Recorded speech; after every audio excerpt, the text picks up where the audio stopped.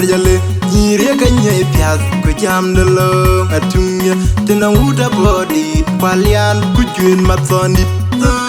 ayo bay jale nyan pias ko nyika kike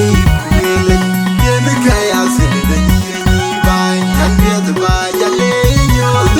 pyo akir nyire tu garjale nyire kanye pias ko jam de lo atumya tena uta body kwalian ku juen matoni bay jale nyan pias ko nyika kike kuele yen kaya sele de nyire bay nyan pias bay jale nyo pyo akir nyire tu garjale nyire kanye pias ko jam de lo atumya tena uta body kwalian ku juen matoni bay jale nyan pias ko nyika kike kuele yen kaya sele de nyire bay nyan pias bay jale nyo nyan chi da ba de ya ting no mo nyan chi moan ba tiang ge tu garjale garir bay nyan kwanya nyan chauri nyale juen matoni nyale dombab nyala kwal majadi nyale diana ten nyani kan no kunyani da bada ya ting no mo nyan chemoy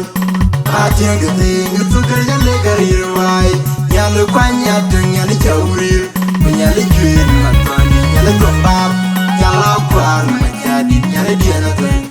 nyani kan no kunyilo undi de jale nyir gade ay di de ban ay di de ban be kanyonya ne kulchen nyane ba jale yetinga bari yom ke pielati jamana ya nyanda ro nyan piele yu bay ni long kunyika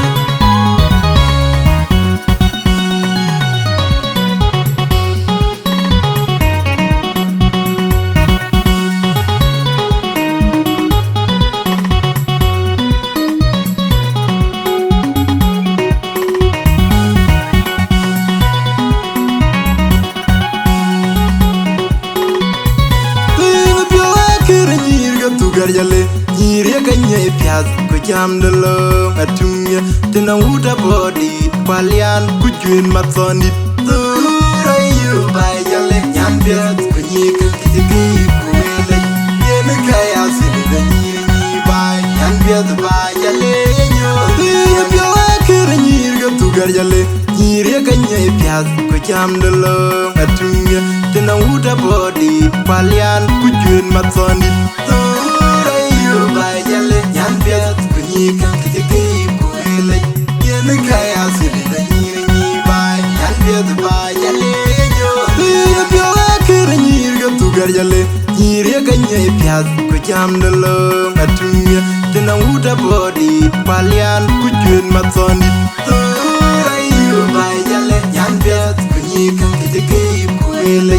yen kaya sele de nyire bay nyan pias bay jale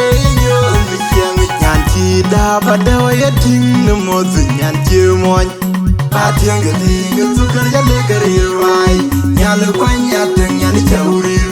nyale juen matani nyale dombab nyala kwal majadi nyale diana ten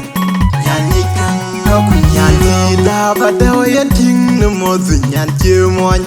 ba tiang ge tu garjale garir wai nyale kwanya nyale chauri nyale juen matani nyale dombab nyala kwal majadi nyale diana ten nyani kan no kunyilo undi de jale nyir ga dia ay di de ban be kanyonya ne kulchen nyane ba jale yetinga bari yom ke pielati jamana ya